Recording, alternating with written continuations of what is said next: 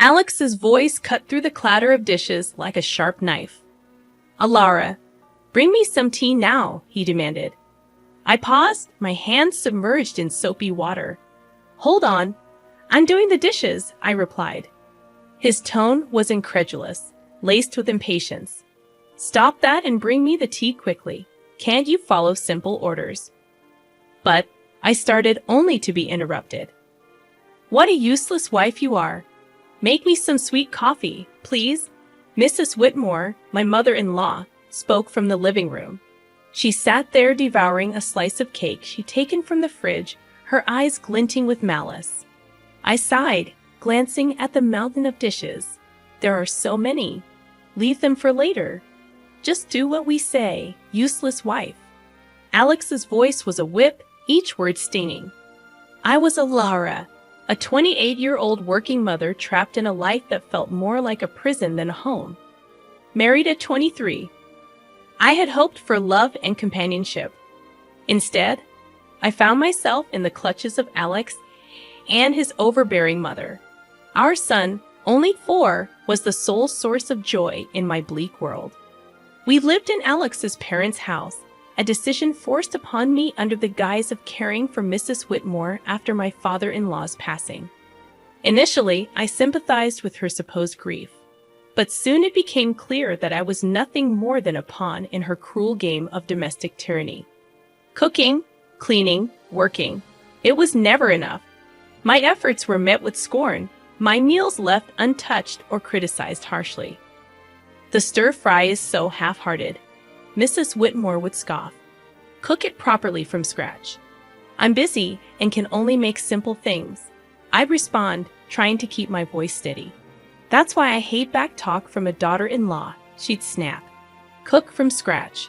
Why did you cook then? You're a good cook, right?" I dared to retort once, immediately regretting it. "Why would I do housework when you're here?" Her response was cold, dismissive. "Are you out of your mind?" Their cruelty escalated over time, shifting from harsh words to a chilling silence. They began to ignore me completely, as if I were a ghost haunting my own home. My presence, once merely undervalued, now seemed entirely invisible. 5 years passed in this suffocating atmosphere. Alex and I turned 35 and 33 respectively. Our son grew, yet the oppressive air in the house remained unchanged. My mother-in-law, now 63, seemed to thrive on my misery.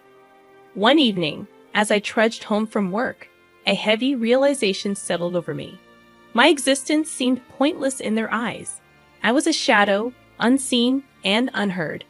The only voice that acknowledged me was that of my son. The thought of losing even that small recognition was unbearable. Returning home, I began cooking immediately, trying to push away the gloom.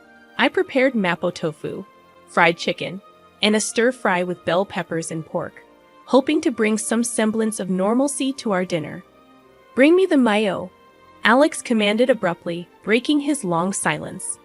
"Sure, here you are," I replied, handing him the mayonnaise. His first words to me in ages were not of gratitude or conversation, but a mere order. It was the final straw, the breaking point of my patience and tolerance. The evening took a turn for the worse when Mrs. Whitmore demanded, "Clean the toilet." "What, now?"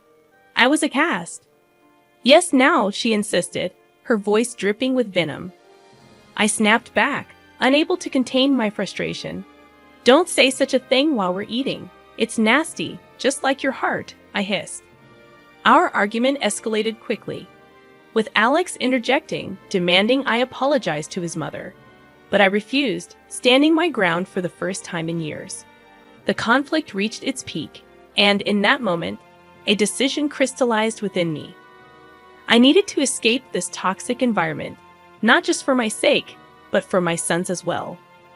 I retreated to my room, my resolve hardening. I downloaded divorce papers, filled them out, and slammed them in front of Alex. His shock was palpable, but I felt nothing but cold determination. "I'm filing these," I declared, my voice steady as I stood there facing my husband's bewildered expression. I realized I had finally stepped out of the shadows. It was time to reclaim my life. The days following my declaration of divorce were a whirlwind of cold glares and biting remarks. But amidst this storm, I found an unfamiliar sense of liberation. One evening as I served dinner, Mrs. Whitmore looked at the meal with disdain. "You call this food? Even a child cooks better." I bit my tongue, focusing on my son's smiling face. "Eat up, sweetheart. I made your favorite tonight," I said. Alex chimed in, his voice dripping with sarcasm. "Oh, playing the perfect mother now, are we? What a joke." I could feel the anger bubbling inside me, but I kept my composure. "I'm just trying to make a nice dinner for our son," I said. Mrs. Whitmore snorted. "Don't act high and mighty. You're just a burden in this house." The tension at the table was palpable. Alex's attempts to belittle me only intensified. "So, Alara, have you thought about how you'll survive after the divorce? You can barely keep a house, let alone your own life," he taunted. I looked him straight in the eye. "I have been supporting this family for years. I'm not worried about taking care of myself and our son." His smirk faded slightly, a flicker of unease crossing his face. Mrs. Whitmore quickly intervened. "Don't be absurd. You need us more than we need you." The conversation turned to finances, a topic they usually avoided. "You do realize that without my salary, this household would crumble," I stated, more to myself than to them. Mrs. Whitmore scoffed. "We manage. We don't need your pity money." But Alex's silence spoke volumes. He knew the truth. Without my income, they would be in dire straits. In the following days, their behavior became increasingly erratic. Mrs. Whitmore oscillated between trying to sweet-talk me into staying and hurling insults when I didn't comply. Alex, on the other hand, seemed lost, his arrogant facade crumbling as the reality of his financial dependence became undeniable. One afternoon, I overheard a conversation between them that chilled me to the bone. "She can't leave us like this," Alex hissed. "We need her money." Mrs. Whitmore's reply was cold and calculated. "Don't worry, I have a plan. We'll make her life so miserable she won't dare to leave." Hearing their true intentions laid bare was a revelation. They didn't care about me or even our son.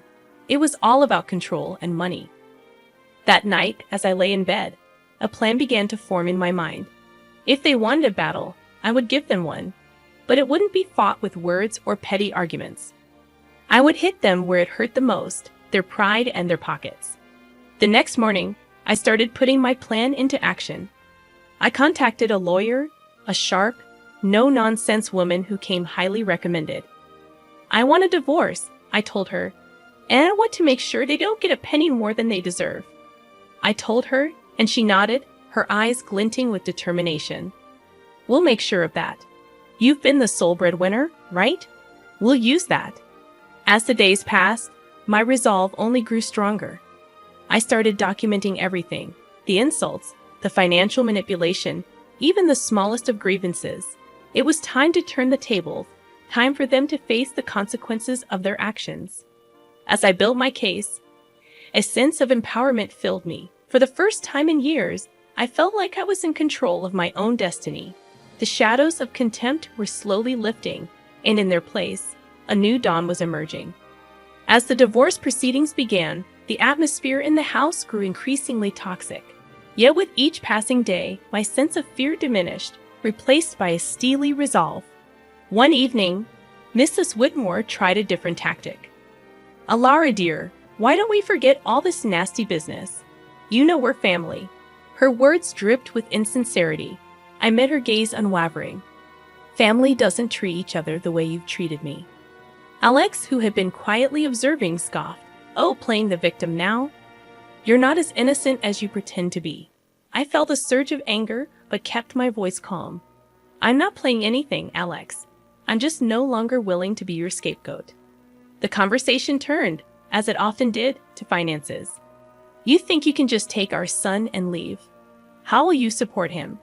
Alex challenged. I smiled, a small, confident curve of my lips. "I've been supporting this family for years. I think I can manage." Mrs. Whitmore's expression twisted into a sneer. "You're nothing without us.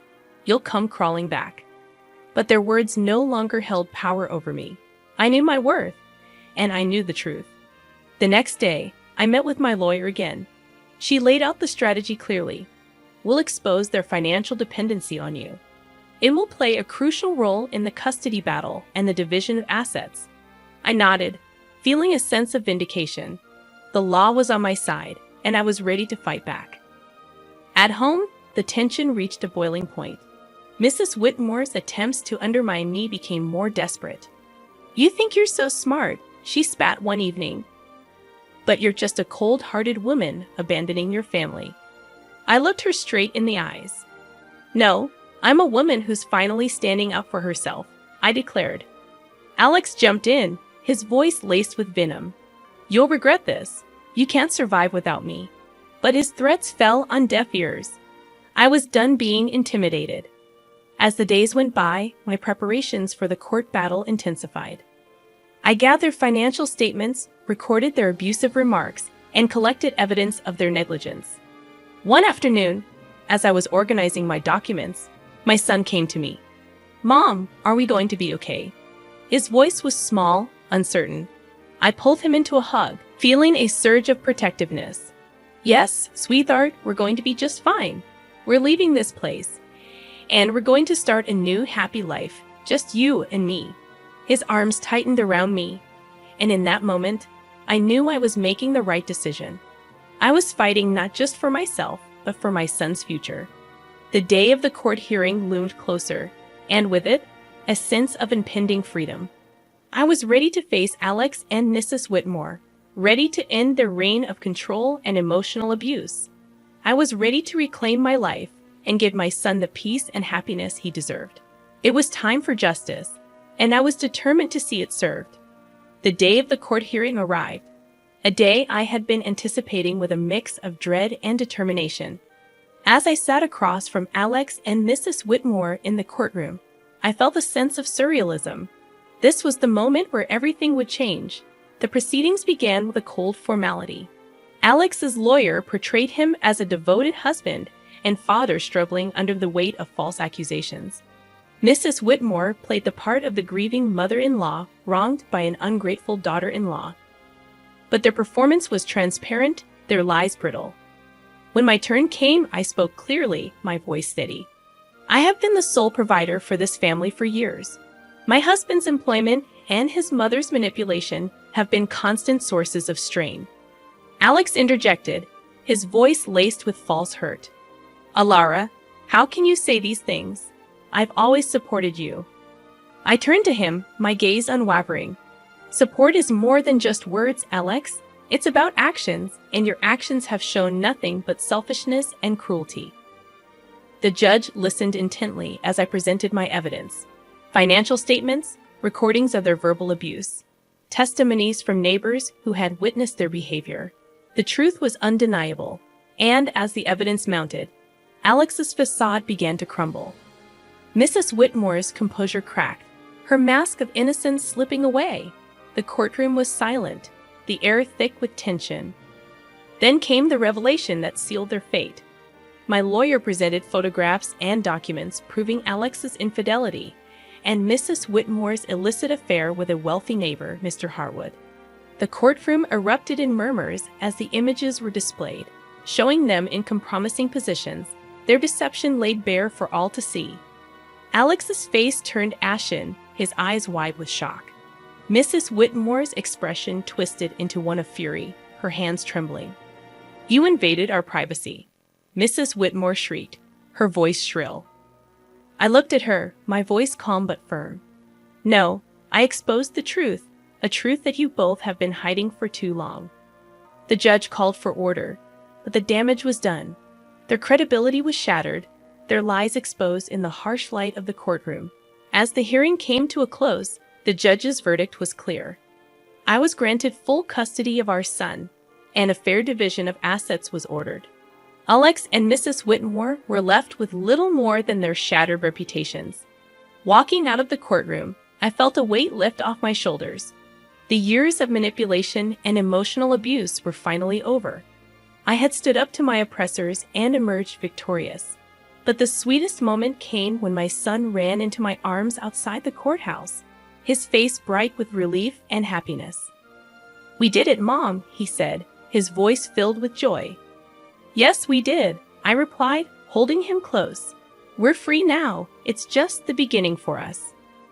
And as we walked away hand in hand, I knew that this was not just a victory for me. It was a victory for every person who had ever been made to feel small, powerless, or unworthy. It was a victory for truth and justice. It was the start of a new chapter, a chapter filled with hope and the promise of a brighter future. The aftermath of the court ruling was immediate and tumultuous. Word of Alex and Mrs. Whitmore's deceit spread like wildfire, tarnishing the reputations in our small community. They were no longer able to hide behind their facade of respectability. In the days following the verdict, I focused on rebuilding my life with my son. But I couldn't ignore the sense of satisfaction that came from knowing Alex and Mrs. Whitmore were facing the consequences of their actions. One evening, as I was preparing dinner, I received an unexpected visitor. It was Mr. Harwood's wife, Mrs. Harwood, her eyes red with unshed tears. "Alara, I heard about everything.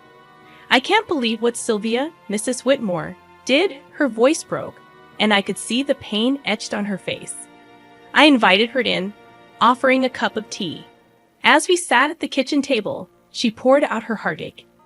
"I trusted her as a neighbor, as a friend, and to think she was having an affair with my husband," she said. I listened, offering words of comfort. It was clear that Mrs. Whitmore's actions had caused more damage than she had ever anticipated. The next day, I encountered Alex in town. He was a shadow of the man he once was, his arrogance replaced by a look of defeat. "Alara, please, can we talk?" he asked, his voice barely above a whisper. I stopped, facing him. "What is there to talk about, Alex?" He fidgeted, unable to meet my eyes. "I am sorry for everything. I didn't realize how much I depended on you, on your strength." His apology, though late, was a testament to the shift in power. He had lost everything, his dignity, his home, his family. And in that loss, he had finally recognized his own faults. But it was Mrs. Whitmore who faced the harshest backlash. Her affair with Mr. Harwood had not only ruined her reputation, but had also led to legal troubles. Mrs. Harwood had filed for divorce and was pursuing a lawsuit against her for alienation of affection.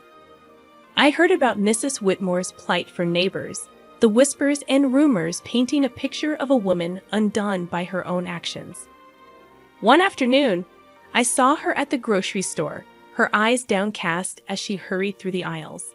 Our paths crossed, and for a moment, our eyes met. The look of resentment and defeat in her eyes was unmistakable. "You did this to me," she hissed under her breath as she passed by. I watched her go, feeling a mix of pity and vindication. "No, Sylvia, you did this to yourself," I whispered to myself. The tides of justice had turned, and the consequences of their actions were now inescapable. Alex and Mrs. Whitmore were living the life they had crafted through years of deceit and manipulation. And as I watched them struggle with the aftermath, I knew that the best revenge was living well, free from their toxic influence. As I turned my focus back to my son and our new life, I realized that this was not just a story of revenge. It was a story of liberation, of breaking free from the chains of abuse and control. And as I looked to the future, I knew that the best was yet to come.